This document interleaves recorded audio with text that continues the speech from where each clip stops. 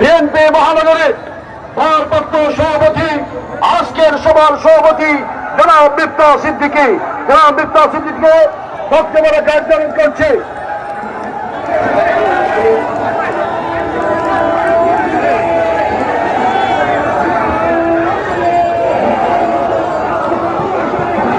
বিসমিল্লাহির রহমানির রহিম।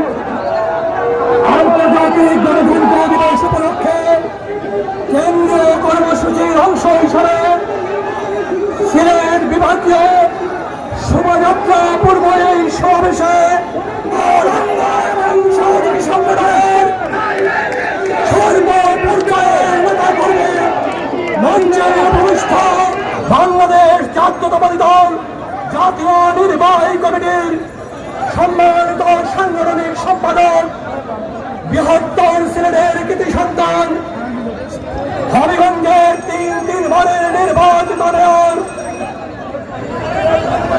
জননন্দিত জননেতা জনাব আলহাজ জিতে দাস, মঞ্চে উপবিষ্ট বাংলাদেশ জাতীয়তাবাদী দলের চেয়ারপারসনের সম্মানিত উপদেষ্টা, সিলেটের হাসির নয়ন মানে সিলেটের বারবার নির্বাচিত মেয়র জননেতা আরিফুল হক চৌধুরী, চেয়ারপারসনের উপদেষ্টা মন্ডলের অন্যতম সদস্য,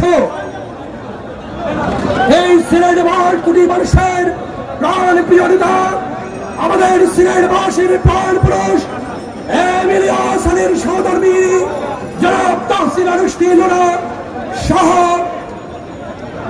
কেন্দ্রীয় এবং স্থানীয় নেতৃবৃন্দ, অঙ্গ এবং সহযোগী সংগঠনের নেতৃবৃন্দ, বক্তব্যের শুরুতেই সবাইকে জানাচ্ছে প্রাণ দ্বারা অভিনন্দন, শুভেচ্ছা। সম্মানিত উপস্থিতি, আমরা এই শোভাযাত্রার পূর্বে এই সমাবেশ আমাদের প্রধান অতিথির বক্তব্যের পরপরই শুরু করব। বক্তব্য আমরা শুনেছেন, বক্তব্য এখানে দীর্ঘায়িত করব না। আমরা আপনাদেরকে ধন্যবাদ জানাচ্ছি।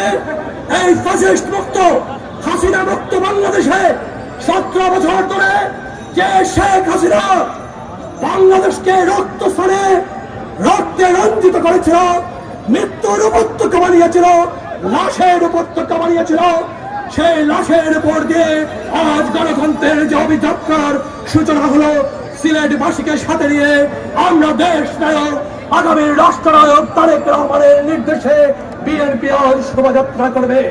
সেই শোভাযাত্রায় আপনারা সবাই শরিক হবেন এবং যতক্ষণ পর্যন্ত ভোটের মাধ্যমে একটি জনগণের নির্বাচিত সরকার প্রতিষ্ঠিত না হোক, গণতন্ত্রের এই অভিযাত্রায় আমাদের সাথে আপনারা সবাই থাকবেন, এই আহ্বান জানিয়ে আমি আমার বক্তব্য শেষ করছি।